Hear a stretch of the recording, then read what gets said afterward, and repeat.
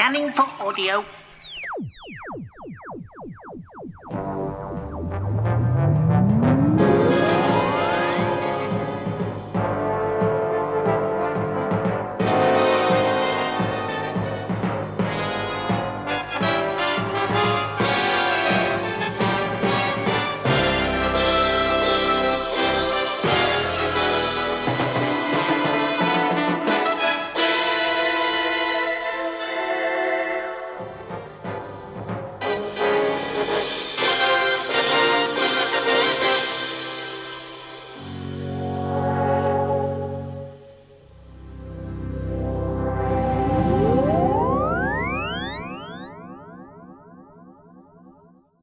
Welcome to a Tin Dog podcast.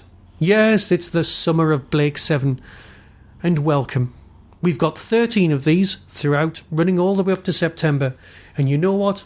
Really not a bad thing at all. So, are you going to join me and do a lovely little rewatch? We're only going to do 2 a week. Go on, you can spare the time. You know you want to. There are, of course, other podcasts out there doing a BLAKES 7 rewatch. Down and Safe, I could heartily recommend, and is particularly good. They're working their way through every single one of the 52 episodes, and good luck to them. But they're going to be taking their time, and me and you, we've got a bus to catch. So bear with me while we do a tiny little Tin Dog podcast reviewing BLAKES 7. Also recommended would be Neil and Sue Perriman's Adventures with a Wife and Blake, available on Kindle. But what, I hear you ask, is BLAKES 7 all about, and why all this fuss? Is there a particular anniversary on the way? Not really. Are members of the cast dropping like flies? Well, hopefully not. And yes, interest has been reignited because of Big Finish's lovely audios, which have made me more interested, and the fact that I got the DVDs for Christmas really hasn't helped either. So yes, I can lie in bed at night unable to sleep, no change there then, and watch remarkably good 1970s sci-fi. BLAKES 7. Well, let's look at it on paper. There's 7 of them. Now, the opening titles, you've got a very nice, white, sleek-looking spaceship. Eventually we'll know that's called the Liberator. And we know that there's going to be 7 people involved. And we know it's about someone called Blake. That's all you know, using mise en scène, which is basically posh for saying what's on your screen, what you see. Because everyone's always looking for clues and cues about what's going to happen. It's called BLAKES 7. You think there's going to be 7 of them. You know it's going to be about a boat called Blake, and in the opening titles you've got a really nice sleek white spaceship. Admittedly, it's been animated using still drawings and paper animation rather than a model. There will be photographs of the model. I'm sorry, I could go on at great length about how you shoot a sequence that looks like that. That's not important. First thing you also notice is the fact that there is an apostrophe missing from the S in BLAKES 7. Now, the apostrophe police don't belong round my house, mainly because as a dyslexic I'm just grateful that I can read words. And the fact that I desperately want to be a writer just proves how absolutely bloody minded I am. But no, back to BLAKES 7. BLAKES 7 is what's going to be called a dystopian world. Now, at the moment, dystopian futures are kind of in vogue, but they've been in vogue for years. We've had post-apocalyptic landscapes, and yes, at the moment it's zombies in some sort of strange post-zombie type world, and with survivors you've got the whole world being wiped out by a disease. People will always look on the dark side, but in the 70s you've got the guy who brought you the survivors going to the BBC and going, right, I want to provide a programme, here's the pitch, it's the Dirty Dozen in space. Now the problem with that is the fact that it's not really the Dirty Dozen. Well, I suppose it is in a sense, but if you've not seen the Dirty Dozen, that just makes it more confusing. The Dirty Dozen is a war film about convicted criminals who have either got life sentences or terminal sentences working for the government in order to take out some Nazis. I don't want to give away any more spoilers than that, but that's what that's about. There's a lot of banter, there's a lot of people with nothing to lose, and you know what? Although that's the pitch, it's not quite BLAKES 7. BLAKES 7 eventually will become something like Robin Hood in space, but again, They don't need the riches, and that's not what it's about. It's freedom fighters, but again, that's not what it's about either. It's an anti-Star Trek thing, but that's not what it's about either.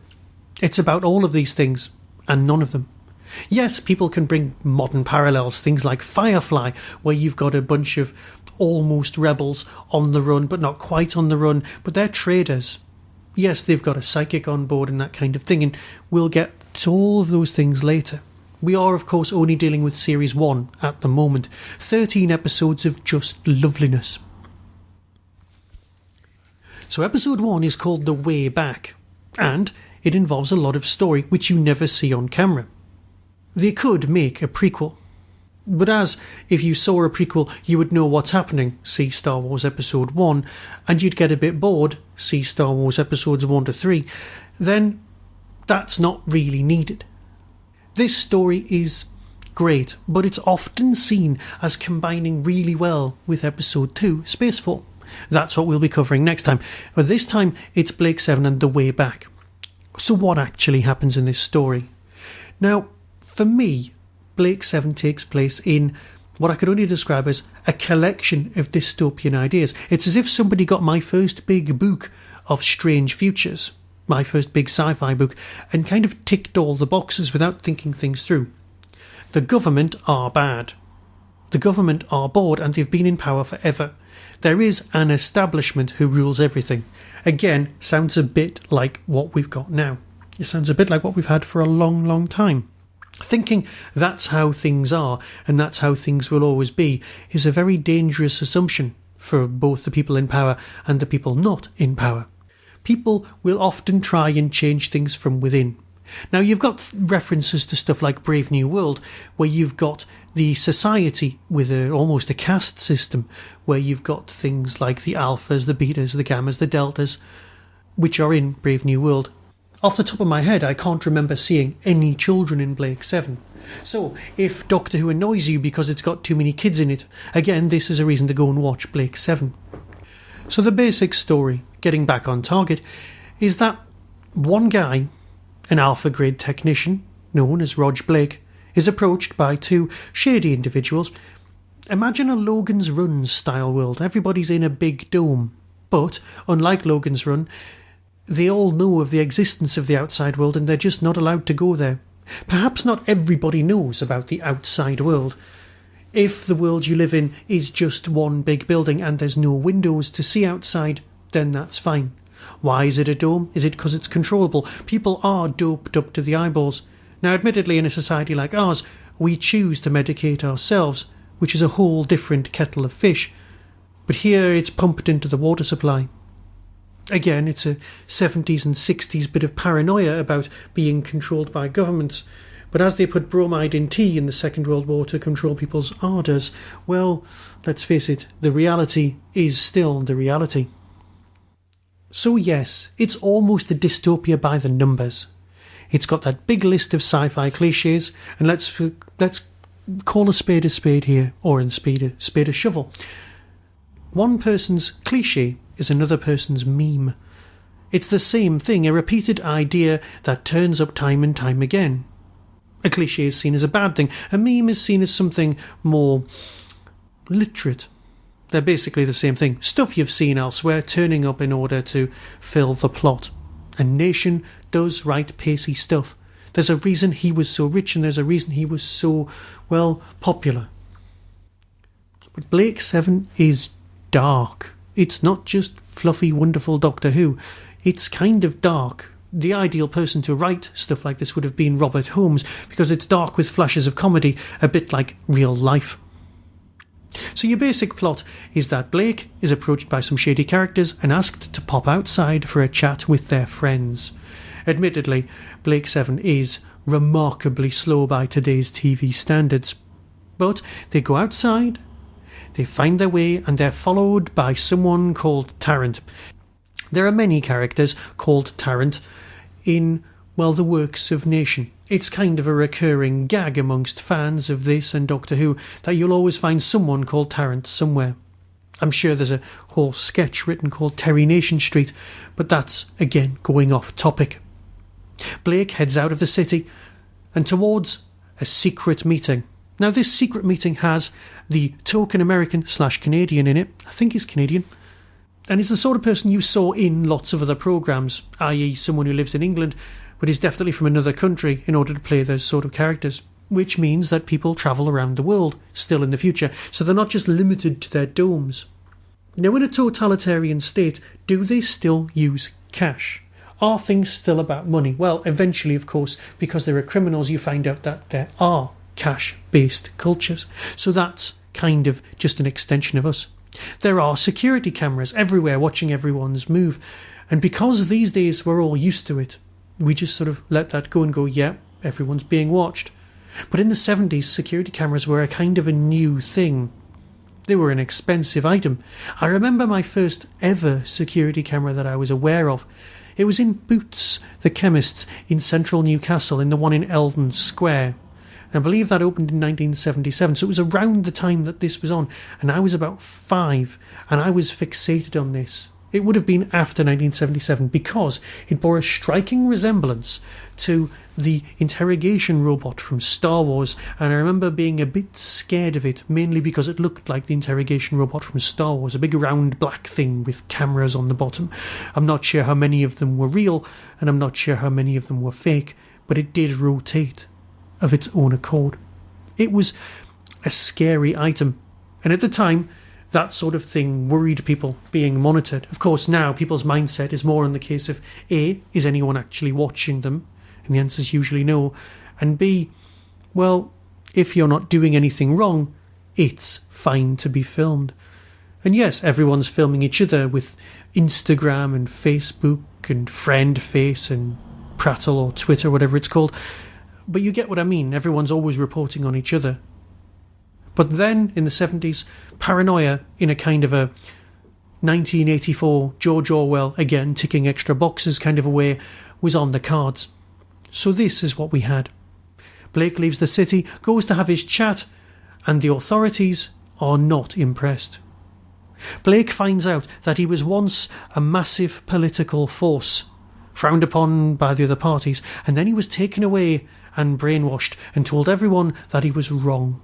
And then they took him away again, wiped his brain once more, and told and forgot even that. And that is the Blake we have before us. A man who's down as a post-rebellion leader who knows nothing. He is just a technician. Imagine being told one day that you used to be somebody big. Now, some people don't recognise Blake. So although he was a political leader, not everyone's aware of politics. This is one of those things that if you think about or pay attention to, it just suddenly doesn't work. If someone is a leader of an opposition, most people should know what they look like to some extent.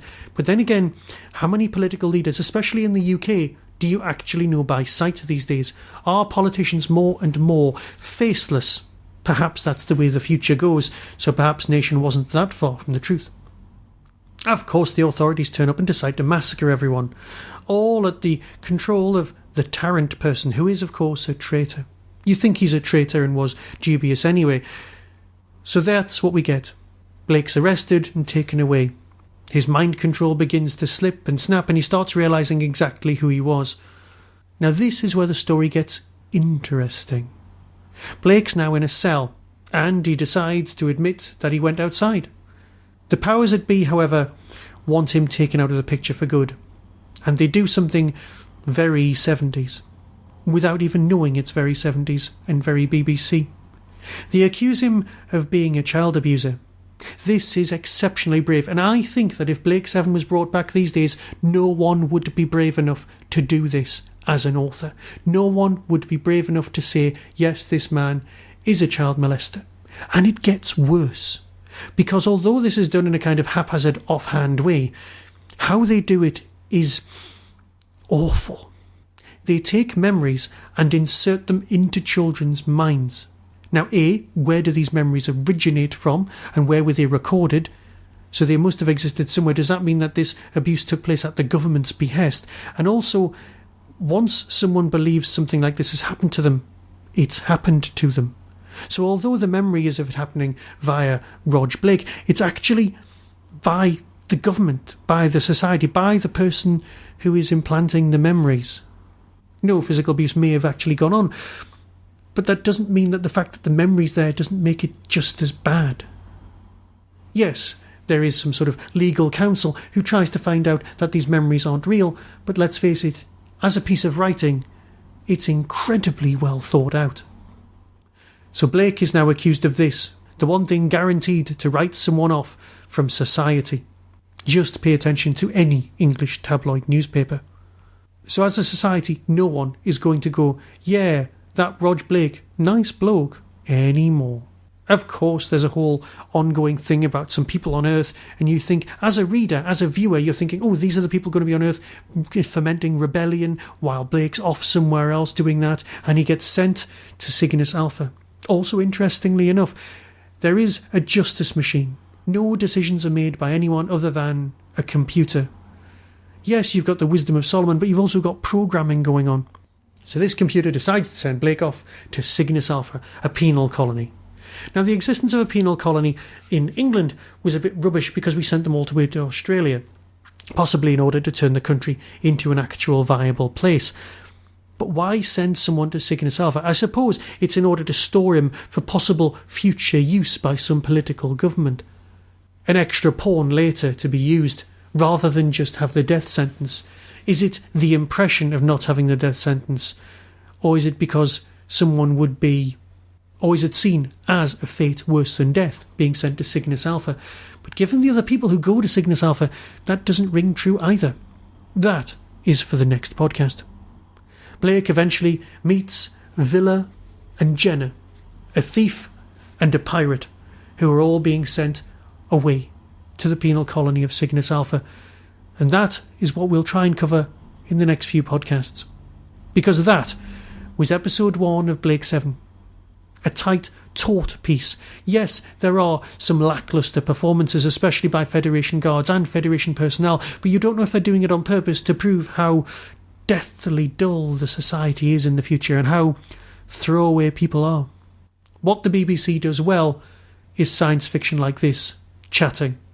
Yes, there are some wonderful model shots, and you know what? I will defend the BBC's model making department with my dying breath. Well, not quite, but I have great respect for them. So, I will bid you farewell and speak to you very soon, probably about more Blake 7, but equally probably more about Doctor Who. So until next time, be seeing you.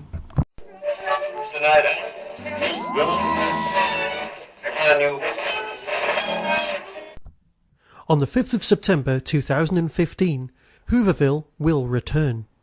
The biggest little Doctor Who convention in the whole of the UK is proud to present several fantastic guests.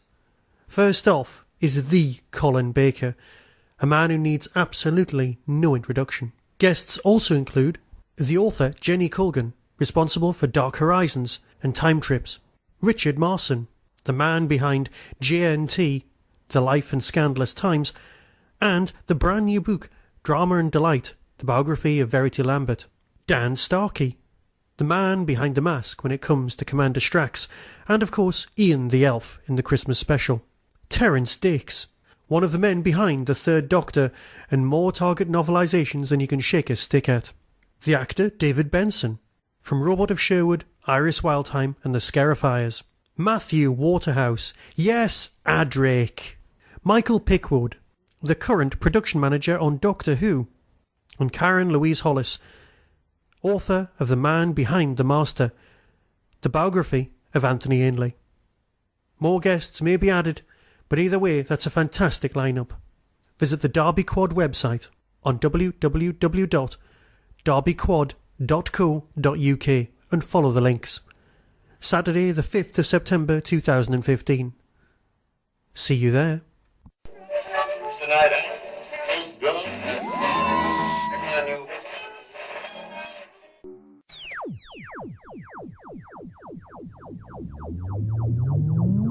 You've been listening to the Tin Dog Podcast, available on RSS, iTunes, Stitcher, Audio Boom and Tumblr.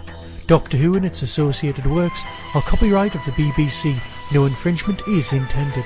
You can contact the show, donate, buy merchandise or find out more about my other projects by visiting the Tin Dog Podcast homepage and clicking on the links.